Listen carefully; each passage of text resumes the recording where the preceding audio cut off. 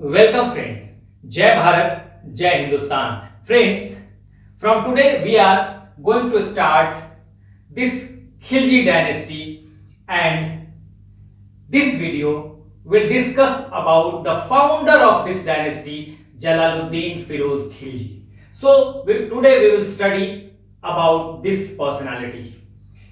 He was the founder of this Khilji dynasty, and this Khilji dynasty was the second dynasty of Delhi Sultanate after this one.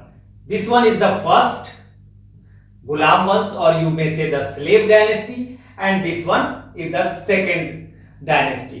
मैंने बताया था आपको कि दिल्ली सल्तनत में 5 वंश थे। पहला वंश गुलाम वंश जिसे हम पूरा पढ़ चुके हैं, दूसरा वंश खिलजी वंश जिसे हम शुरू करने जा रहे हैं, और हम शुरू करेंगे इसके फाउंडर जलालुद्दीन फिरोज खिलजी से। तीसरा वंश जो है वो तुगलक वंश है, जो खिलजी वंश के खत्म होने के बाद शुरू होगा, उसे हम पढ़ेंगे उसके बाद सैयद वंश और अंतिम वंश लोधी वंश। ठीक है, तो ये हमने आपको बता दिया था। तो खिलजी वंश को आज हम समझेंगे कि खिलजी वंश की शुरुआत कैसे होती है, कैसे ये फाउंडेशन डालता है जलालुद्दीन फिरोज खिलजी। अब यहां पर देखिए, जो मैंने पहले बताया था कि गुलाम वंश पहला वंश दिल्ली सल्तनत का, दूसरा वंश खिलजी वंश। तो यहां से हम अब खिलजी वंश में आ गए हैं। लेकिन एक बार रिवाइज करते हैं, पिछला वीडियो हमने किया था बलबन पे, और बलबन जो था वो एक तरह से आखिरी जो महत्वपूर्ण शासक जो है, पर्सनालिटी है गुलाम वंश का, वो था। उसके बाद कैकुबाद और क्यूमर का कोई इंपॉर्टेंस नहीं है, लेकिन इन्हीं में छुपा हुआ है इसके फाउंडेशन की कहानी कि कैसे इनको खत्म करके जलालुद्दीन फिरोज खिलजी जो है फाउंडेशन डालेगा। ठीक है, तो सबसे पहले देखिए, हमने ये बताया था कि 3 मुस्लिम आक्रमण होते हैं 712 एडी में। अरबों का मोहम्मद बिन कासिम इसका लीडर है। भारत में ये सिंध पर अटैक होता है, ये पाकिस्तान वाला जो आज का पार्ट है सिंध, भारत में लेकिन मुस्लिम सत्ता की स्थापना नहीं हो पाएगी, ये मैंने बताया था। उसके बाद 2 तुर्क आक्रमण होंगे अफगानिस्तान से। पहला तुर्क आक्रमण मोहम्मद गजनवी का, ठीक है, ये पहला सफल मुस्लिम आक्रमण आप कह सकते हैं। इसके पहले भी बहुत सारे आक्रमण हुए लेकिन सफल नहीं हुए। ठीक है, सिंध पर जो 712 एडी में मोहम्मद बिन कासिम आता है अरबों की ओर से, ठीक है, ये पहला सफल आक्रमण था। 712 एडी में सिंध पे अटैक करता है, लेकिन मुस्लिम सत्ता की स्थापना नहीं हो पाएगी। मोहम्मद गजनवी फिर आएगा, और ये दोनों मोहम्मद गजनवी मोहम्मद गोरी का जो है ये तुर्क आक्रमण है, जो अफगानिस्तान से भारत में होगा। ठीक है, मोहम्मद गजनवी का मकसद भारत में लूटमार करना है, धन संपत्ति को लूटना है। तो ये लूटता है मंदिरों को, बहुत बुरी तरह से मंदिरों को लूटता है और भी लूटमार करता है, और ये चला जाता है। इसका मकसद भी नहीं था कि भारत में मुस्लिम सत्ता की स्थापना की जाए, तो इस बार भी मुस्लिम सत्ता की स्थापना नहीं हो पाएगी। लेकिन जब तीसरा तुर्क आक्रमण और तीसरा मुस्लिम आक्रमण और दूसरा तुर्क आक्रमण होगा, मोहम्मद गोरी जब आएगा, एक तरह से 1, 2 और 3, ये तीसरा मुस्लिम आक्रमण है और दूसरा तुर्क आक्रमण है, तो मोहम्मद गोरी भी आता है यहां से अफगानिस्तान। देखिए, तुर्क आक्रमण होता है अफगानिस्तान से, समझिएगा, ये बेसिकली तुर्क हैं लेकिन अफगानिस्तान में इन्होंने पकड़ बनाई हुई है। ठीक है, तो ये इसका आक्रमण होगा मोहम्मद गोरी का। ठीक है, पहला मोहम्मद गजनवी ये गजनी से करता है। ठीक है, उसके बाद गोर साम्राज्य हो जाता है, तो गोर साम्राज्य के समय ये गजनी जो है ये भी गोर साम्राज्य का हिस्सा हो जाता है, तो मोहम्मद गोरी आता है, और इसके बाद भारत में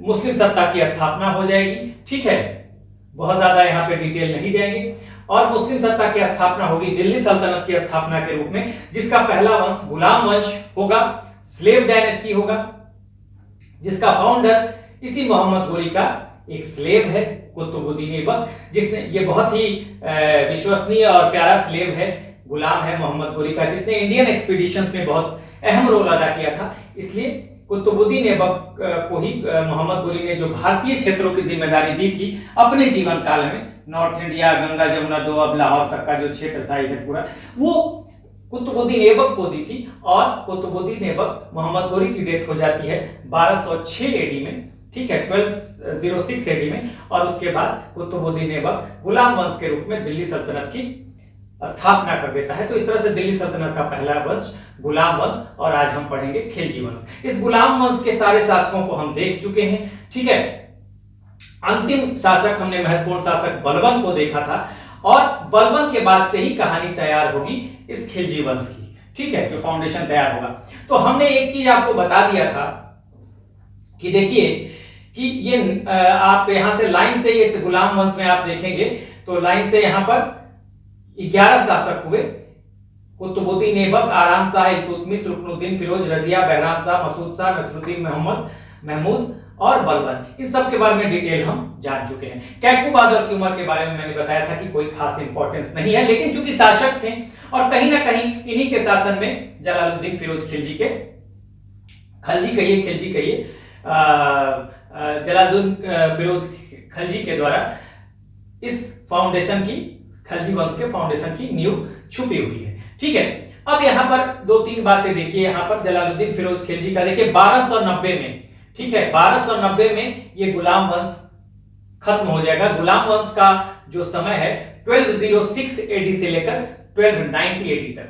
1290 एडी में ये जलालुद्दीन फिरोज खिलजी फाउंडेशन रखता है खिलजी वंश का, और ये चलता है आपको खिलजी वंश 1320 एडी तक, जबकि जलालुद्दीन फिरोज खिलजी का जो शासन काल होगा वो 1290 से 1296 एडी तक होगा। लेकिन पूरा खिलजी वंश जो है 1290 से 1320 एडी तक चलेगा, ठीक है। इसका जन्म है अफगानिस्तान में, ठीक है, और डेथ होगा इलाहाबाद के पास, यहां पे कड़ा मानिकपुर है इलाहाबाद के पास, ठीक है। तो यहां पे इसका होगा उत्तर प्रदेश में, आज का जो उत्तर प्रदेश है। तो जन्म 1320 का है और 1296 एडी का इसका जो है ये डेथ है। तो ये भी ध्यान रखिएगा, इसके डेथ में इसी के भतीजे अलाउद्दीन खिलजी का हाथ रहा, ठीक है। तो ये भी हम जानेंगे, ठीक है। अब यहां पे समझिएगा, हमने यहां तक देख लिया। अब यहां एक बात समझिएगा कि ऐबक को छोड़ दिया जाए तो यहां से आराम शाह तक, इल्तुतमिश से ये सारे इलबरी तुर्क हैं। इलबरी एक तुर्कों की एक शाखा थी, तो ये इलबरी तुर्क है, ठीक है, इलबरी तुर्क एक तरह से। लेकिन अब जो वंश आ रहा है खिलजी, ये भी तुर्कों की एक शाखा है, ये भी तुर्कों की एक शाखा है, लेकिन इनकी शाखा का नाम है खिलजी। और आपने पढ़ा होगा जब मैं आपको दिल्ली सल्तनत की शुरुआत हुई थी और उसी समय हमने इंट्रो क्लास में ही बताया था कि कुतुबुद्दीन ऐबक के समय ही एक था इख्तियारुद्दीन मोहम्मद बिन इख्तियारुद्दीन बख्तियार खिलजी, जो बंगाल पे शासन कर रहा था। और उसके बाद भी बंगाल पे कई ऐसे खिलजी आए जिनका बंगाल पे पकड़ था, मैंने बताया भी है। तो खिलजियों का बंगाल वाले क्षेत्र, ये जो बंगाल वाला क्षेत्र है, इधर अच्छा खासा पकड़ था इनका, बंगाल वाले क्षेत्र पे, ठीक है ना, खिलजियों का तो शुरू से ही था। तो खिलजी उधर ही थे, ठीक है, ज्यादातर भारत में। लेकिन ये तुर्कों की एक शाखा थी, लेकिन कंफ्यूजन इनके साथ बहुत ज्यादा था। कंफ्यूजन क्या था, ये इलबरी तुर्क थे और दिल्ली सल्तनत में अगर देखा जाए तो इन्हीं तुर्कों की तूती भी बोलती थी। इसीलिए इस वंश को कई बार गुलाम वंश भी कहा जाता है, कई बार इलबरी वंश भी कहा जाता है, क्योंकि कुतुबुद्दीन ऐबक और आराम शाह को छोड़कर बाकी सब इलबरी तुर्क थे, ठीक है। मामलुक वंश भी कहा जाता है। मामलुक का मतलब दासों से स्वतंत्र हुए माता पिता के संतान, ठीक है। तो बहुत सारे इसमें दास देखेंगे, स्लेव कुतुबुद्दीन ऐबक दास था, हाँ, मोहम्मद गोरी का, इल्तुतमिश दास था कुतुबुद्दीन ऐबक का, ये जो बलबन है ये दास था इल्तुतमिश का, ये जो बलबन है। तो इस तरह से आप देखेंगे कि दासों का भी एक सिलसिला चलता है। लेकिन ये दास स्वतंत्रता के बाद भी, ये स्वतंत्र दासों के जो संतान हैं वे भी शासक बने। तो इसकी मामलुक का मतलब होता है स्वतंत्र दासों के संतान जो शासक बने उनको मामलुक कहते हैं। तो इसलिए इसको कई बार इतिहासकारों का अलग अलग मत है, हाँ, चूंकि ये गुलाम थे तो गुलाम वंश कहा गया। कुतुबुद्दीन ऐबक, इल्तुतमिश, बलबन, ये सभी गुलाम थे तो गुलाम वंश भी कहा गया। इनकी शाखा इल्तुतमिश से अगर देखा जाए तो ये सारे इलबरी तुर्क हैं, यानी इलबरी शाखा है तुर्कों की। लेकिन अब ये खिलजी जो है ये भी एक शाखा है तुर्कों की। तो एक तरह से देखिए कि खिलजी वंश की स्थापना जो है वो खिलजी क्रांति के नाम से जाना जाता है। क्यों, अभी मैं बताऊंगा, ठीक है। पहले आप एक चीज समझ लीजिए। देखिए मैंने कहा कि तुर्कों का, खिलजी जो है तुर्कों की एक शाखा है, लेकिन देखिए इसका जन्म अफगानिस्तान में होता है 1220 एडी में, ठीक है। अब इसको समझिएगा कि जब ये जलालुद्दीन फिरोज खिलजी, जिसका ओरिजिनल नेम अगर देखा जाए तो मलिक फिरोज था शुरू में, ठीक है, तो मलिक फिरोज जब है, तो आप समझिएगा कि ये इन दोनों को खत्म करके और तब फाउंडेशन रखता है खिलजी वंश का, ठीक है। अब देखिएगा कि यहां पर देखिए, ये जन्म इसका अफगानिस्तान में होता है, लेकिन कहा जाता है कि ये तुर्क थे, ठीक है। लेकिन इसमें बहुत सारे इतिहासकारों का अलग अलग मत भी है, और यहां पर आप देखेंगे बहुत लोग अफगानी भी मानते हैं। देखिए हुआ क्या था कि जलालुद्दीन फिरोज खिलजी के जो वंशज थे, पूर्वज थे, ठीक है, पूर्वज, तो ये यहां पर देखिए ये सेंट्रल एशिया है, ये सेंट्रल एशिया का क्षेत्र है। आज का जो आप देखेंगे उज्बेकिस्तान, ये सब मध्य एशिया का क्षेत्र है, ठीक है। तो यहीं पे मध्य एशिया में ही जो कजाकिस्तान, किर्गिस्तान आप देखेंगे, तजाकिस्तान, उज्बेकिस्तान, तुर्कमेनिस्तान सब यहीं पे है। तो यहीं पे तुर्किस्तान था उस समय।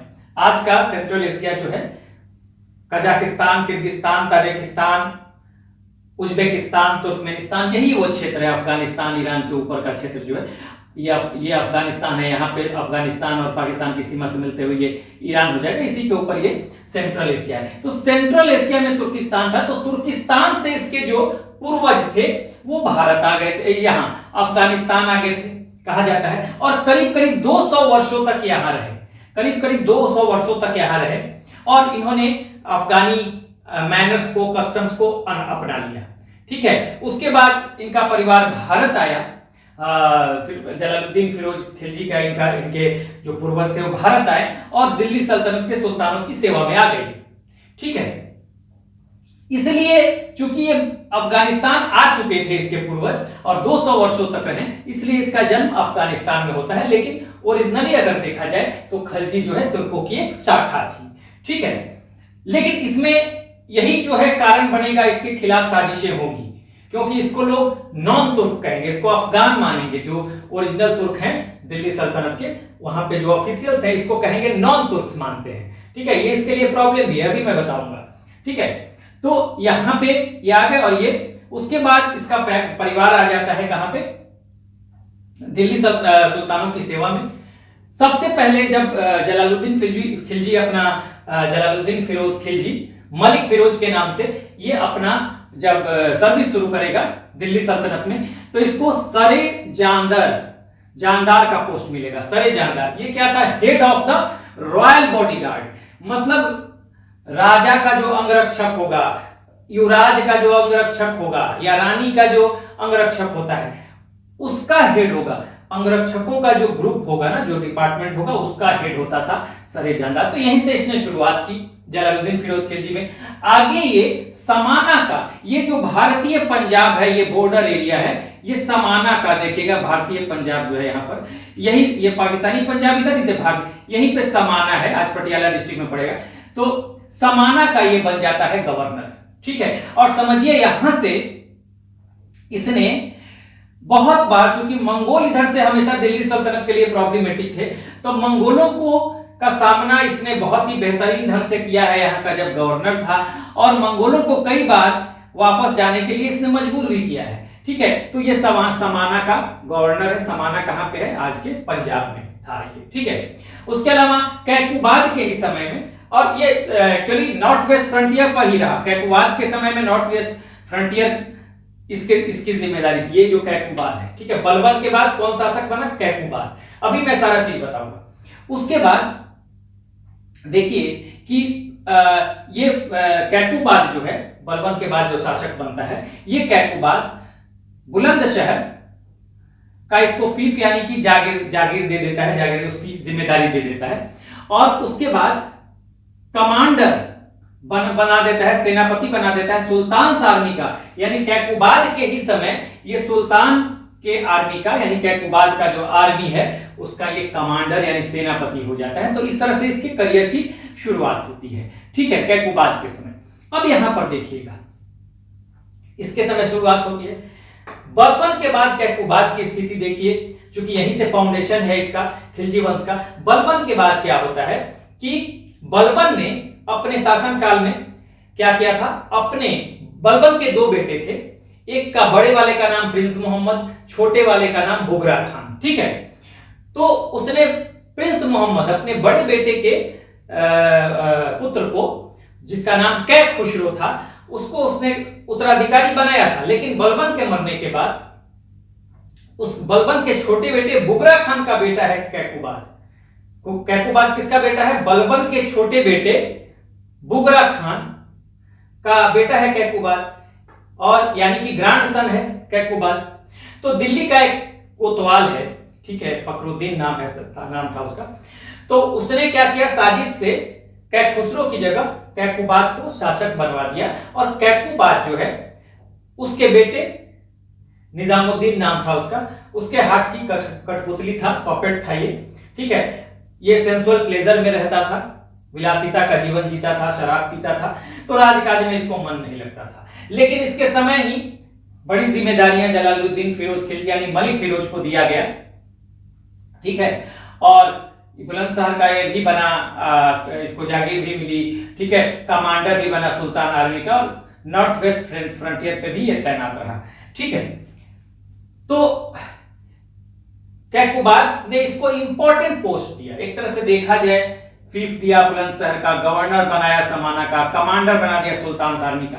अब देखिए, जब कैकुबाद ने ये करता है तो होता क्या है कि कैकुबाद तो ये कर दिया, इसको बना दिया, इंपॉर्टेंट पद दे दिया, लेकिन अब मैंने ये बताया कि इल्तुतमिश से लेकर ये सारे जो शासक हैं इलबरी तुर्क हैं, और कोर्ट में भी इलबरी तुर्कों का की तुति बोलती है, मतलब उन्हीं का डोमिनेंस है, ठीक है।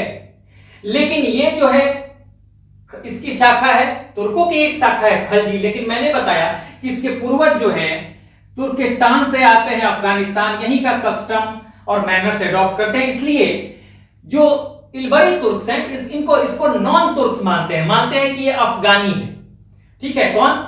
जलालुद्दीन फिरोज खिलजी, ठीक है। खलजी कहिए, खिलजी कहिए, कई बार खिलजी बोल देते हैं।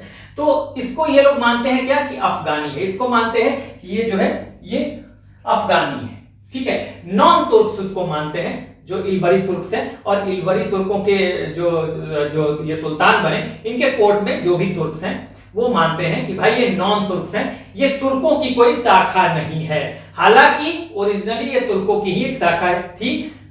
अलग बात है कि इनके पूर्वज तुर्किस्तान से आकर अफगानिस्तान में बस गए, करीब 200 साल से ऊपर रहे, और इसलिए इन्होंने अफगानी कल्चर को, अफगानी मैनर्स को अपना लिया, ठीक है, कस्टम्स को, परंपराओं को अपना लिया। तो चूंकि ये मानते थे, ये इनके जो कैकुबाद के समय जो भी तुर्क्स थे कि जलालुद्दीन फिरोज खिलजी जो है ये जो है नॉन तुर्क्स है, इसलिए इसको मारने की साजिश होने लगती है। कैकुबाद ने तो इसको दे दिया पद, लेकिन जो कोर्टियर्स हैं इसके खिलाफ हैं, और वो इसको मारने की साजिश रचने लगते हैं, हाँ, कॉन्स्पिरेसी करने लगते हैं। उसी बीच कैकुबाद को क्या होता है कि लकवा मार देता है, पैरालाइज हो जाता है ये, ठीक है। तो वो जो तुर्क्स हैं क्या करते हैं, कैकुबाद के बेटे, ये भी 17 साल का ही था जब बना था शासक, ठीक है, और कठपुतली था, जो नोबल्स थे, और जो दिल्ली का कोतवाल फखरुद्दीन है, उसका बेटा निजामुद्दीन था, उसने इसको पपेट बना दिया था। तो कैकुबाद को जब लकवा मार जाएगा तो जो नोबल्स हैं कोर्ट के, वो क्या करेंगे, इसको शासक बना देंगे, ठीक है, इसको शासक बना देंगे। और इसको शासक बनाने के बाद जो साजिशें हैं जलालुद्दीन फिरोज खलजी या मलिक फिरोज जिसको कहे, इसके खिलाफ साजिशें चलने लगती है। उसका ग्राउंड बस यही है कि ये नहीं चाहते जो इलबरी तुर्क हैं, या जो इलबरी तुर्क के अलावा भी जो तुर्क हैं कोर्ट में, ये तो शासन इलबरी तुर्कों का है, लेकिन और भी तुर्क हैं, तो नहीं चाहते कि इसको बनाया जाए, क्योंकि इनका मानना ये था, हाँ, कि कोर्टियर्स का जो, चूंकि ये तुर्की सत्ता थी, एक तरह से देखा जाए तो तुर्कों ने ही दिल्ली सल्तनत की स्थापना की, तो ये मानते हैं कि ये अफगानी है, और इसलिए इसके खिलाफ ये नहीं चाहते कि ये प्रमोट हो, आगे बढ़े, सत्ता तक जाए, इसको कोई प्रमोशन मिले। तो इस वजह से इसके खिलाफ साजिश होती है, और इस साजिश से तंग आकर ये क्या करेगा कि इसको तो लकवा मार देता है, इन दोनों को खत्म करेगा और सत्ता जो है अपने हाथ में कर लेगा। और इस तरह से इसके मारने का जो रीजन था कि इसका रीजन क्या था? रीजन, जो तुर्क थे, तुर्क considered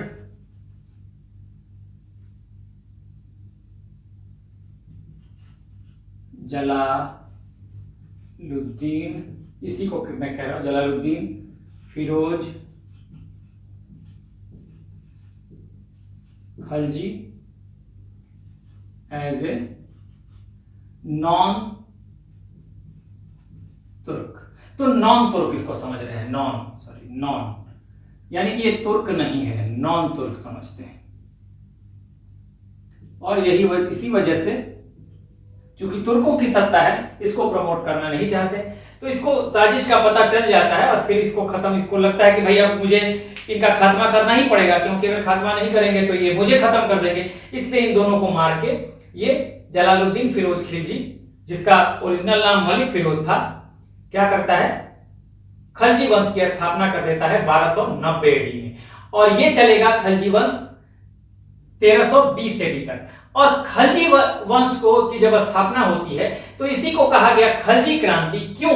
क्योंकि ये जो तुर्क इसको नॉन तुर्क समझ रहे थे, तो इनकी जातीय तानाशाही का यहीं पे ये अंत करता है, क्योंकि ये इल्बरी तुर्क हैं और यार जो कोर्टियर्स हैं वो दूसरे तुर्क हैं, लेकिन तुर्क ही हैं, ठीक है, अपने आप को ओरिजिनल तुर्क मानते हैं। तो एक तरह से तुर्कों की जो इसको इन्होंने अफगान मान लिया था, इसको तुर्क नहीं मान रहे थे, और इन्होंने समझा था कि भाई जो कोर्टियर्स थे दिल्ली सल्तनत के, उन्होंने समझा था कि इनकी बपौती है।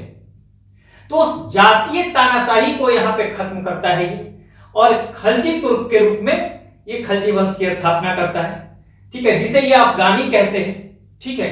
साथ ही जो तुर्किश नोबल अमीर हैं, नोबल्स हैं, उनके सत्ता के एकाधिकार को भी ये खत्म कर रहा है कि भाई अपने आप को जो ओरिजिनल तुर्किश नोबल समझ रहे हैं, एक तो जातीय तानाशाही का अंत होता है, और दूसरा जो सत्ता का एकाधिकार है, जो अपने आप को कहते हैं कि हम ही ओरिजिनल तुर्क्स हैं, उनके एकाधिकार को भी खत्म करता है, उनके मोनोपोली को खत्म करता है। तो इसलिए इसका नाम दिया गया खलजी क्रांति, ठीक है। तो समझ लीजिए, क्यों बता दिया मैंने, आप समझ गए होंगे। तो इस तरह से हमने जान लिया कि जलालुद्दीन फिरोज खिलजी, जिसका ओरिजिनल नाम मलिक फिरोज था, किस तरह से उसने कैकुबाद और कुमर की हत्या करने के बाद खलजी वंश की स्थापना की, जिसे खलजी क्रांति के नाम से जाना जाता है। क्यों जाना जाता है ये मैंने बता दिया, ठीक है। अब यहाँ पर ये दिल्ली सल्तनत में आने के बाद किन किन पदों पर रहा, ये आपके लिए इंपॉर्टेंट है। तो आपका यहाँ से जो सवाल बनेगा, देखिए यहाँ पे हम इन शासकों को पढ़ेंगे। गुलाम वंश में जैसे इन शासकों को पढ़ा हमने, तो यहाँ पर खलजी वंश में भी 5 शासक हुए, लेकिन सबसे इंपॉर्टेंट जो है वो ये है अलाउद्दीन खलजी। आगे हम पढ़ेंगे, यही इसका नेफ्यू भी है और इसका दामाद भी बनेगा, ठीक है। इस बहुत अच्छे से प्यार से इसको पाल पोस के बड़ा करेगा, इसका भतीजा है, इससे अपनी बेटी की शादी भी करेगा। लेकिन यही अलाउद्दीन खिलजी कड़ा मानिकपुर में 1296 ईस्वी में इसकी हत्या करके खुद सत्ता हथिया लेगा, ठीक है, जिसकी चर्चा हम आगे करेंगे। तो यहाँ पे देखिए, जलालुद्दीन खिलजी, अलाउद्दीन खिलजी, शहाबुद्दीन उमर, कुतुबुद्दीन मुबारक शाह, नसरुद्दीन, खुसरो शाह। बस आपको सीक्वेंस याद रखना है कि कहीं सीक्वेंस में पूछ दे शासकों का नाम उल्टे ऑर्डर में, सीधे ऑर्डर में, या फिर उल्टे ऑर्डर में, तो आपको पता होना चाहिए, ठीक है। तो सबसे महत्वपूर्ण शासक अलाउद्दीन खिलजी है, जिसकी मार्केट पॉलिसी बहुत ही जबरदस्त थी। इसको हम समझेंगे, और भी इसमें इसके एक्सपीडिशन भी थे। तो बहुत इंपॉर्टेंट है ये जो पर्सनालिटी है, तो इसको हम पढ़ेंगे आगे। आज हमारा टॉपिक जलालुद्दीन फिरोज खिलजी है, जो फाउंडर है खलजी वंश का, और ये सीक्वेंस आप याद रखिएगा। यहां पर बस पूछा जाए कि दिल्ली सल्तनत के किस वंश को की स्थापना को या किस वंश को एक क्रांति के रूप में देखा जाता है, तो खलजी वंश। वहां पे खलजी नहीं लिखेगा, पूछेगा क्रांति किस वंश की है, दिल्ली सल्तनत के किस वंश की स्थापना जो है उसे एक रिवॉल्यूशन या क्रांति के तौर पे देखा जाता है, तो आप कहेंगे खलजी वंश। तो ये मोस्ट इंपोर्टेंट आपका सवाल बनेगा, ठीक है। यहां से आपको सीक्वेंस याद रखना है, मोस्ट इंपोर्टेंट पूछ देगा सीधे ऑर्डर, उल्टे ऑर्डर में, ठीक है। कॉन्सेप्चुअल अगर पूछ देता है कि भाई क्यों नहीं बनाना चाहते थे जो नोबल्स हैं दिल्ली सल्तनत के, जलालुद्दीन फिरोज खिलजी को क्यों शासक या उसको इंपॉर्टेंट पद देना नहीं चाहते थे, क्योंकि वो उसको ये तुर्क थे, वो अपने आप को ओरिजिनल तुर्क समझते थे और इसको नॉन तुर्क समझते थे, इसको अफगानी समझते थे। क्यों? क्योंकि उसके पूर्वज अफगानिस्तान से आए थे, इसका जन्म भी अफगानिस्तान में हुआ था और इसके पूर्वज करीब 200 सालों तक रहे अफगानिस्तान में और अफगानी कल्चर को, कस्टम्स को, परंपराओं को, उनके मैनर्स को अपना लिया था। They adopted the Afghani culture, manners and customs. तो इस वजह से आप कह सकते हैं कि ये नहीं चाहते थे। ठीक है, उसके बाद किन किन पदों पे रहा, तो सबसे शुरुआत इसकी होती है सरे जहांदार के पद से। हाँ, सबसे पहले कौन से पद पे था, तो सरे जहांदार के पद पे था। ठीक है, किसको खत्म किया इसने, कैकुबाद और क्यूमर को खत्म किया। ठीक है, और उसके बाद शासन की स्थापना की। ठीक है, उसके बाद ये कैकुबाद के समय किस पद पे था, तो कमांडर था, सेनापति था सुल्तान के आर्मी का। इसके पास बुलंदशहर का ये भी था, जागीर भी थी, और जागीर मतलब एक तरह से जिम्मेदारी थी, और गवर्नर भी था समाना का, जो आज का पंजाब है वहीं पे है, था समाना, यानी फ्रंटियर एरिया में था। और कई बार इसको इसने मंगोलों को भी पीछे खदेड़ने में या वापस भेजने में कामयाबी हासिल की, क्योंकि मंगोल हमेशा दिल्ली सल्तनत के लिए जो है वो खतरा बने रहे। इल्तुतमिश के समय से ही आप जानते हैं, फिर बलबर के समय भी थे, तो आप देखेंगे कि ये खतरा बन रहे हैं। तो इनको भी इसने काफी अच्छा मंगोलों को भी कॉन्टेस्ट दिया था इसने। तो ये सब चीजें जो है आपको ध्यान रखनी है। आप एक बार आगे हम अब पूरा डिटेल देखेंगे जलालुद्दीन फिरोज खिलजी को। एक बार आप लीजिए स्क्रीनशॉट। चलिए अब हम जलालुद्दीन फिरोज खिलजी के बारे में और भी जो डिटेल्स हैं उसको हम जान लेते हैं। Let's move on, and now we'll discuss all the important points about this personality, Jalaluddin Firoz Khalji, who was the founder of Khalji dynasty. Khalji dynasty was the second dynasty of Delhi Sultanate after Ghulam वंश। गुलाम वंश के बाद दिल्ली सल्तनत का दूसरा वंश खलजी वंश था, तो इसी का ये संस्थापक था। तो इसके बारे में देखिए, अब आगे बढ़ते हैं और एक एक पॉइंट को डिस्कस करते हैं। देखिए, जब ये शासक नहीं था तभी इसको उपाधि दे दी गई थी शाइस्ता खान की। क्यों? क्योंकि ये बहुत ही अच्छा जनरल था, बहुत अच्छा कमांडर था। हाँ, और जब ये इसको नॉर्थ वेस्ट फ्रंटियर पे, हाँ, भारत के नॉर्थ वेस्टर्न फ्रंटियर पे जब इसको अपॉइंट किया गया था समाना में, देखिए ये समाना है यहाँ पर भारतीय पंजाब में, यहाँ पे समाना या समान जो भी कहे, तो ये पंजाब का क्षेत्र था।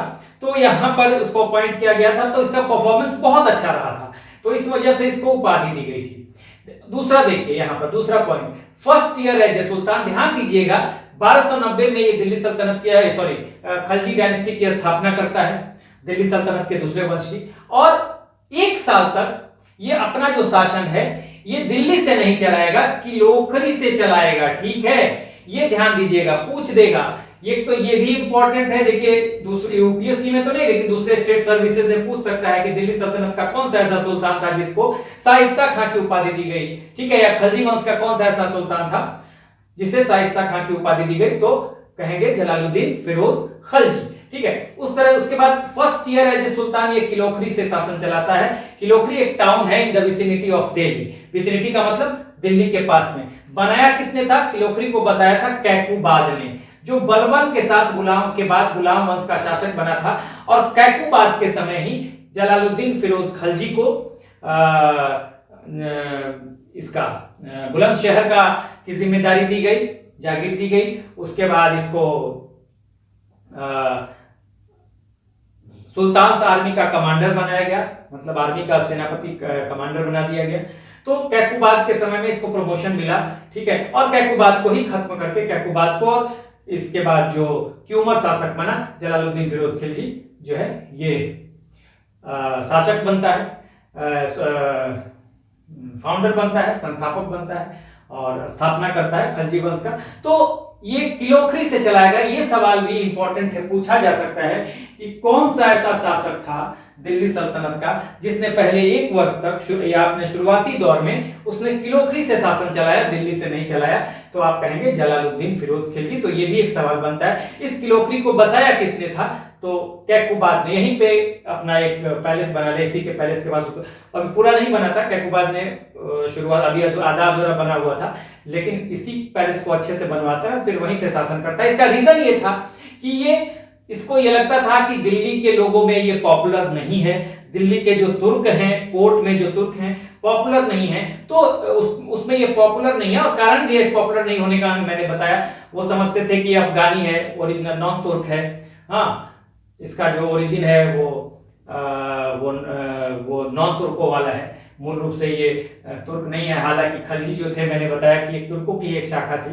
तो ये सब बातें थी, तो इस वजह से ये किलोक्री से चलाता है। लेकिन एक साल बाद जब इसको लगेगा कि दिल्ली की जनता का विश्वास और कोर्टियस का विश्वास इसने जीत लिया है, तो ये लौट के आएगा दिल्ली। ठीक है, इसके साथ समस्याएं क्या क्या थी देखिए। पहली समस्या मैंने बता दिया, तुर्क इसको नॉन तुर्क समझते थे। सबसे बड़ी बात, क्यों, मैंने ये बताया कि भाई यहां पर अब ये भी बताया कि इसका जन्म हुआ अफगानिस्तान में, ये है पाकिस्तान, ठीक है, ये पाकिस्तान है और ये अफगानिस्तान है। ठीक है, इसका जन्म हुआ अफगानिस्तान में, लेकिन इसके पूर्वज अफगानिस्तान में तुर्किस्तान से आकर बसे थे। मैंने बताया सेंट्रल एशिया में ये तुर्किस्तान है, ऊपर इसके अफगानिस्तान और ऊपर चले जाएंगे, अफगानिस्तान और ईरान के ऊपर, तो सेंट्रल यहां से आके ये अफगानिस्तान में बस गए थे।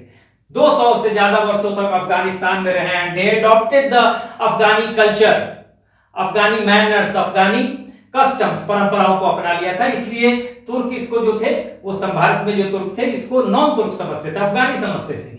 ठीक है ना, तो इसलिए इसके साथ ये प्रॉब्लम थी, तो इसको बहुत ज्यादा समस्याओं का सामना भी करना पड़ा। जब कैकुबाद के समय जब इसको प्रमोशन दिया गया, इसको अच्छे पद दिए गए, तो जो तुर्क थे कोर्ट में वो पसंद नहीं कर रहे थे। उनके लिए, उनको ये अच्छा नहीं लगा और इसीलिए उन्होंने क्या किया, इसको खत्म करने का, इसको जान से मारने का प्लान कर लिया था। और इसको, इस साजिश का जब पता चलता है तो ये कैकुबाद और क्यूमर दोनों को खत्म करके स्थापना करता है खलजी वंश की। ठीक है, तो ये बात, ये माइल्ड और रिलीजियस था, कहा जाता है कि बहुत ज्यादा माइल्ड था और धार्मिक था। ये बहुत ज्यादा किसी पर हार्श नहीं होता था। ठीक है, हार्श नहीं होता था। तो यहां पर देखिएगा दो बातें, इसका उदाहरण दिया जाता है किताबों में कि भाई दिल्ली में रॉबर्स और ठगों का बड़ा बोलबाला था और बहुत सारे ठग पकड़े गए थे, उनको इसने माफ कर दिया, सजा नहीं दिया, पनिशमेंट नहीं दिया, उनको नाव पे बैठाया कहा जाता है और उनको बंगाल भेज दिया और वहां उनको फ्री कर दिया। ठीक है, तो ये घटना। उसके अलावा मलिक छज्जू, देखिएगा मलिक छज्जू जो कड़ा और मानिकपुर, कड़ा कहां है, ये इलाहाबाद के पास, यूपी में कड़ा है, यहीं पे इलाहाबाद के पास। ठीक है ना, इलाहाबाद जो है, तो यही कड़ा मानिकपुर है, इसी का गवर्नर था मलिक छज्जू। ये मलिक छज्जू जो था ये बलबन का भतीजा था। ठीक है, जिसको कि कड़ा मानिकपुर का गवर्नर बनाया गया था। ये जब ये शासक बनता है उसके 1 साल के बाद ही ये रिवोल्ट कर देता है। इस रिवोल्ट को दबा तो दिया जाता है लेकिन ये माफ कर देता है इसको भी, उसके साथ इवन पार्टी करता है, इसको मना भी करता है। इसका मलिक अहमद चाप, इसका बड़ा विश्वस्त एक ऑफिसर है, वो मना भी करता है, लेकिन ये कहता है कि भाई माफ करने में ही अच्छी बात है। तो ये क्या करता है कि माफ कर देता है इसको भी। तो इसलिए इसको कहा जाता है कि माइल्ड और रिलीजियस था। तो इसके साथ ये एक तरह का प्रॉब्लम है, किसी भी शासक को ऐसा नहीं होना चाहिए। ठीक है, सिर्फ एक एग्जाम्पल दिया जाता है, ध्यान दीजिएगा। एक थे सिद्धि मौला, सिद्धि मौला,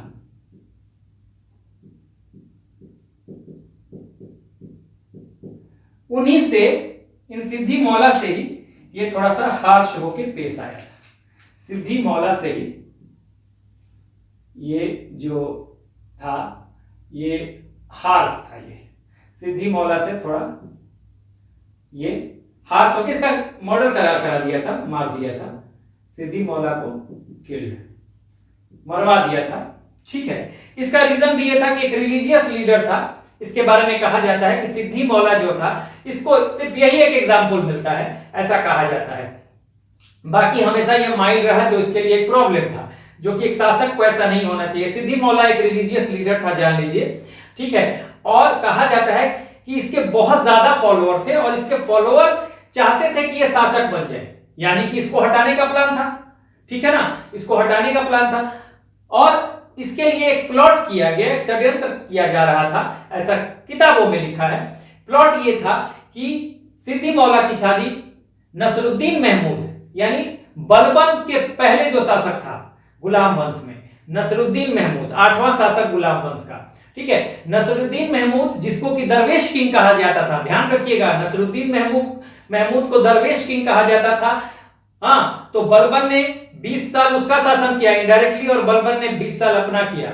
नसरुद्दीन शाह को राजपाट में मन नहीं लगता था, तो नसरुद्दीन महमूद की बेटी से शादी करा के, और कहा जा रहा था कि एक प्लॉट किया जा रहा था जिसमें यह था कि नसरुद्दीन महमूद की बेटी से शादी करा दी जाए और फिर इसको हटाकर सिद्दी मौला को बना दिया जाए, शासक गद्दी दे दी जाए। तो इसको पता चल जाता है जलालुद्दीन फिरोज खिलजी को, और ये इसको मरवा देता है। ठीक है, ये सिद्दी मौला के केस में एक बात थी, तो ये ध्यान रखिएगा। ये भी कहीं पूछ दे कि कौन सा ऐसा रिलीजियस लीडर था जिसको मरवाया इसने, तो मोस्ट इंपॉर्टेंट आपको सिद्दी मौला ध्यान रखिएगा। अब यहां पर देखिए, ये ओल्ड भी था, ठीक है, ओल्ड भी था। देखिए यहां पर ये 1220 में जन्म होता है, 1290 में बनता है, यानी कि 70 वर्ष का है। बलबन भी बहुत ज्यादा था एज का, जो गुलाम वंश का शासक था बलबन। तो देखिए बहुत ज्यादा ओल्ड है, 70 ईयर्स। ध्यान दीजिएगा कि यहां 1220 में इसका जन्म होता है, लेकिन ये शासक बनता है 1200 यानी 70 वर्ष का है। तो अब ये ओल्ड भी है, और उसी के साथ बहुत सारे यंग एम्बिशियस यंगस्टर्स वहां पे है। हाँ, अब वो देख रहे हैं कि भाई यहां पर तो ये बहुत बूढ़ा व्यक्ति है, माइल्ड भी है, रिलीजियस भी है, जैसा सत्ता को चाहिए वैसा व्यक्ति नहीं है, ठीक है। और इसको कौन लीड कर रहा है? ये जो एम्बिशियस यंगस्टर्स हैं, इसी का नेफ्यू, जिसको कि इसने पाल पोस के बड़ा किया है, अपनी बेटी से शादी भी की है, यानी कि ये अलाउद्दीन खिलजी, जो कि इसका दामाद भी है, इसका भतीजा भी है। हाँ, इस एम्बिशियस यंगस्टर्स जो हैं, हाँ, उसको लीडर कौन है? अलाउद्दीन खिलजी। ये खुद शासक बनना चाहता है, तो ये एक बड़ी बात। अलाउद्दीन खिलजी बाद में अलाउद्दीन खिलजी ही इसको मार के शासक बनेगा। कब? 1296 में मारेगा। कहां? कड़ा मानिकपुर में, क्योंकि इसी का ये गवर्नर था उस समय। तो देखिए पहले मलिक छज्जू था, लेकिन आप अभी यहां देखेंगे कि मालवा जीतेगा अलाउद्दीन खिलजी, जलालुद्दीन फिरोज खिलजी के समय में ही। हाँ, उस समय ये कड़ा मानिकपुर का गवर्नर है, ठीक है। पहले मलिक छज्जू था। जो घटना हुई थी कि रिवोल्ट किया था मलिक छज्जू ने, तो माफ कर दिया था, खाली गवर्नरशिप दे दी गई थी किसको? अलाउद्दीन खिलजी को।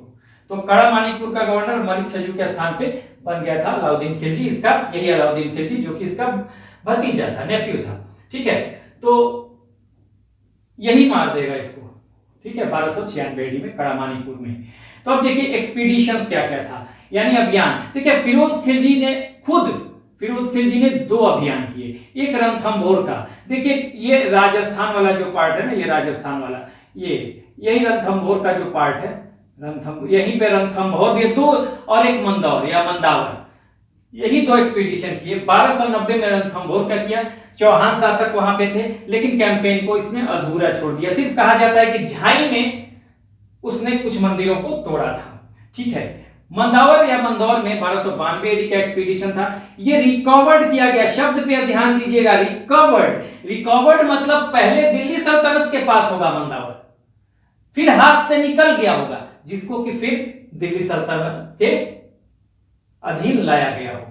रिकवर्ड वर्ड पे ध्यान दीजिएगा, मंदावर या मंदौर को रिकवर किया गया, दोनों राजस्थान में, ठीक है। एक बात तो ये फिरोज खिलजी ने खुद किया, तो ये ध्यान रखिएगा, कहीं पूछ दे कि फिरोज खिलजी ने खुद कौन कौन से एक्सपीडिशन किए थे, तो 2 ही एक्सपीडिशन थे, और दोनों राजस्थान के थे।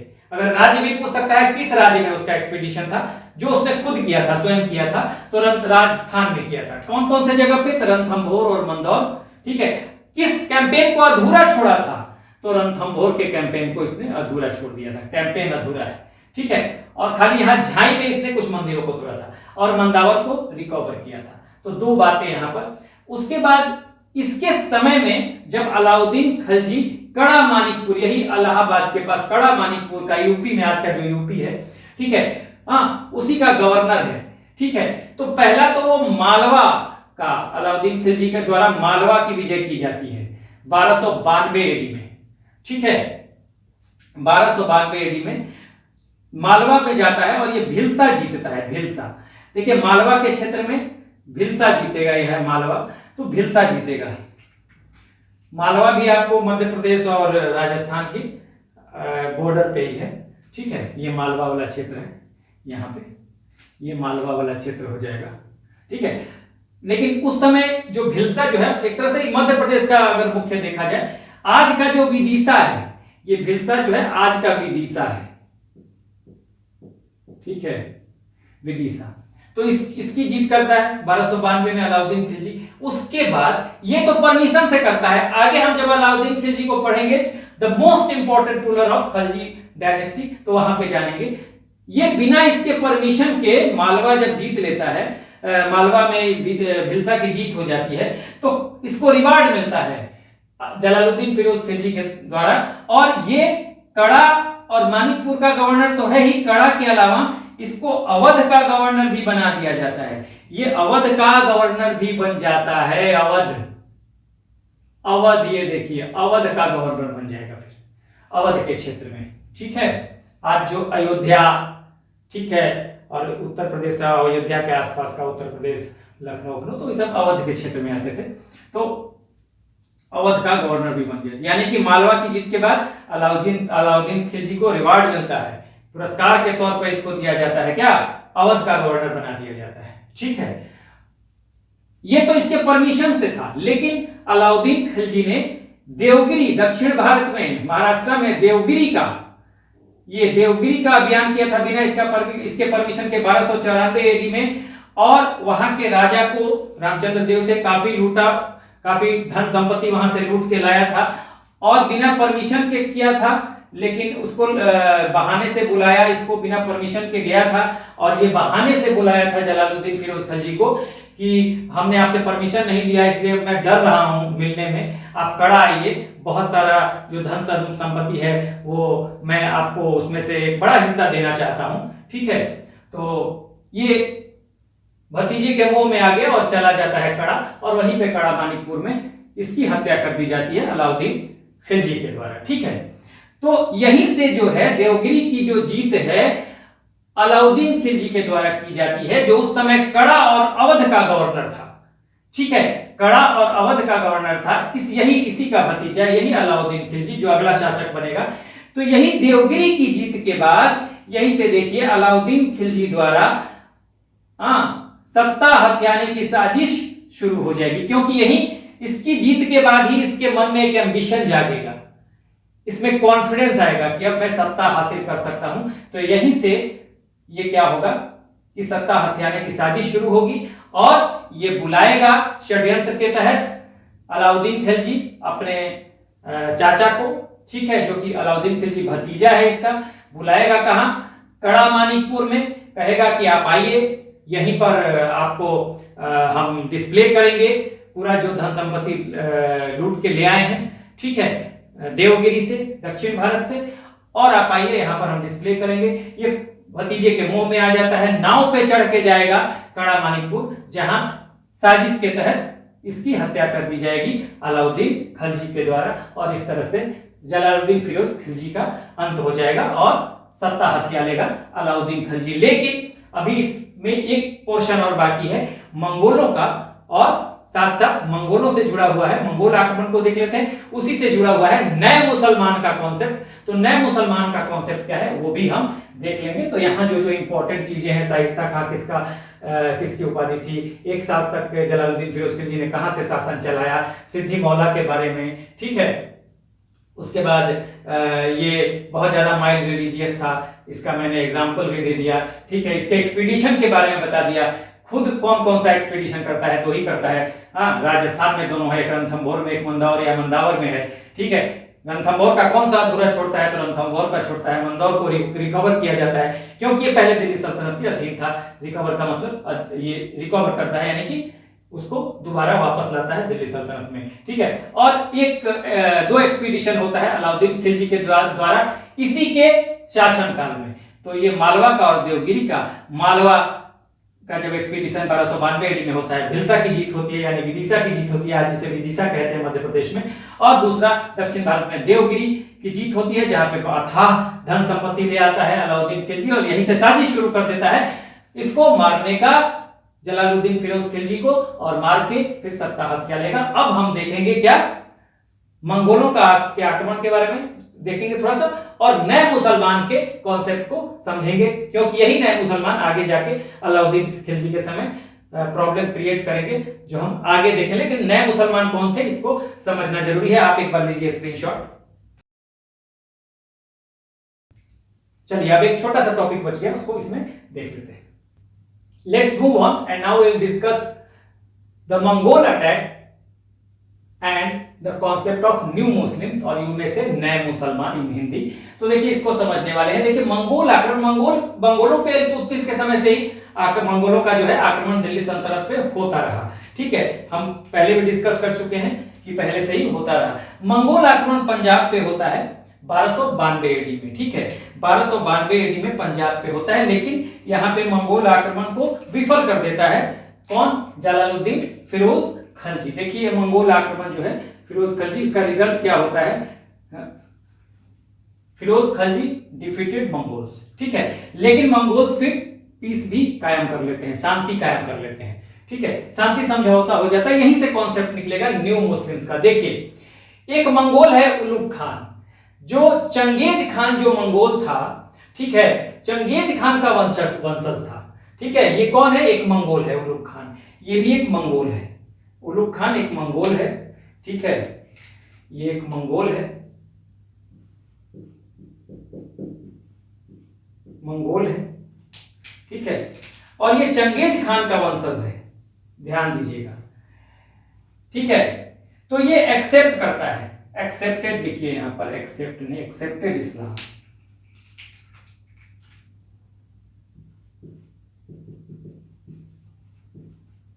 इस्लाम कबूल करता है and joint service of Firoz Khilji, joint service of Firoz Khilji and settled in Delhi. देखिए क्या करता है उलुग खान, जो कि एक मंगोल है, चंगेज खान का वंशज कहा जाता है इसको।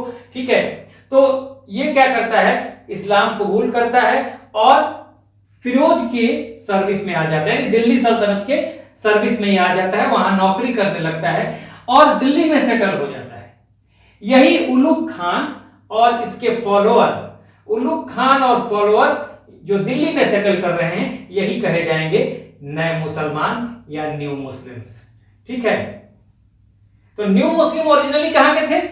ये पूछा जा सकता है। न्यू मुस्लिम ओरिजिनली जो थे ये मंगोल थे। सवाल बनता है, यहां से भी पूछ सकता है कि न्यू मुस्लिम्स का कॉन्सेप्ट क्या है।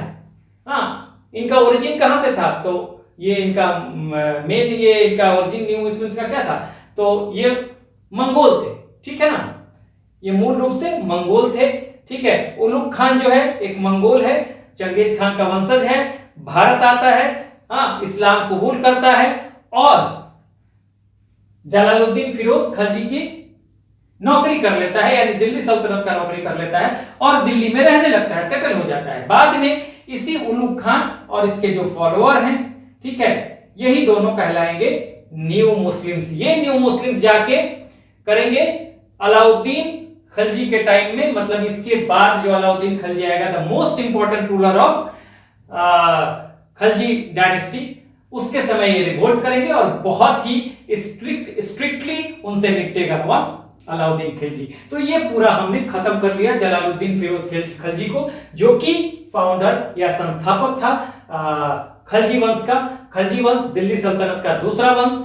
हाँ, दिल्ली सल्तनत में 5 वंश, पहला वंश गुलाम वंश हमने पूरा पढ़ लिया। दूसरे वंश में आ गए हैं आपको खलजी वंश में, जहां हमने उसके फाउंडर को पढ़ा। ये खलजी वंश खत्म होने के बाद हम पढ़ेंगे, अब ये खलजी वंश हमारा चलेगा, तीसरा वंश तुगलक वंश, चौथा वंश सैयद वंश और अंतिम वंश लोधी वंश और उसके बाद मुगल। इसका लीजिए आप एक screenshot. So this is the end of the video. Do like, share and subscribe. Take care. Keep smiling. Jai Hind.